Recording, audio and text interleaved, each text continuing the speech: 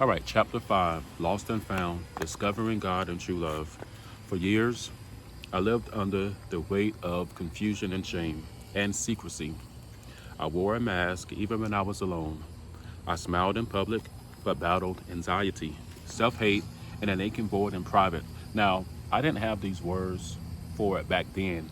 If I knew these words and the meaning and had more wisdom of what I was going through, I could have diagnosed myself or at least had somebody to diagnose me, and help me out sooner than I got help. But I learned to perform, to be who people needed me to be, just to avoid further rejection. I didn't even realize how deeply I craved real love until the counterfeit ran dry. Yeah, I know when I would just think about it, even with the friends I did make, you know, and they were good friends. Some of them were good friends. Some of them I knew were bad friends. I knew would talk about me. I knew were no good. But me, in my desperate attempt to be loved, to be accepted, to be rejected, I became whoever I needed to be, whatever I needed to be, just to have friends and just to have associates. Pornography couldn't heal me. Lust couldn't hold me. Anger could not protect me. All the things I ran to just left me emptier. Skipping down, how could God want someone like me? How could he look at me, the boy who has seen too much, done too much, and felt too far gone, and still say, I want you? But that's exactly what he said. And this is for anybody. I don't care what you've done. I don't care how far you've gone. I don't care what you did, who you did, and who you did it with. It doesn't matter. God still has love for you. God is still trying to give you a new day. God is still trying to write a new chapter. What you have to do is let it go and allow God to do that new thing in your life that he's trying to do.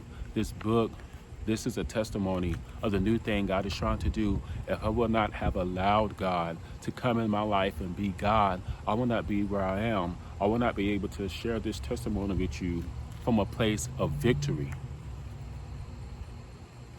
The bottom of 46, I was that son, still a long way off, still messy, still tangled in confusion, still walking with limp knees and tear-filled eyes. But God saw me, and instead of rejecting me like my earthly father, he ran toward me.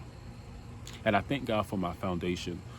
I know if I did not have the foundation of church and of building a relationship with God, and even children's church, learning a lot, I don't know if I would have been able to make it out the way that I did or make it out in the timing that I did, because the enemy's job is to kill, steal, and to destroy. But God has come that we may have life and have life more abundantly. And I thank God for the foundation he gave me before that traumatic event, because if not, I probably would have thought that that was the norm, and I probably would have been reduplicating that same trauma, that same ignorance in the family and my wife and kids that I have now.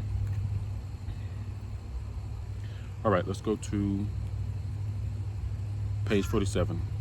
Love doesn't demand your body to give you comfort. Love doesn't confuse affection with abuse. Love doesn't speak curses and call them truth.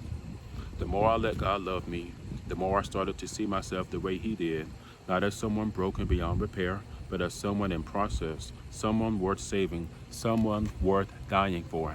And that's what you need to know. Jesus died for you. You are worth dying for. And all your mess, and in all your glory, and all your good days, and in all your bad days, you are worth dying for. And God has a love for you that can match no other love. There is no one on this earth that you can compare God's love to. And God's love is pulling you. God's love is drawing you. That still small voice, that inclination that you feel, that void that you feel, the things you do to fill the void, it doesn't fill the void. It only makes the void even more deeper, even more bigger. And that's God pulling you. That's God calling you. All right? The end of page 48. This is where the tides begin to turn. This is where the voice of shame began to weaken.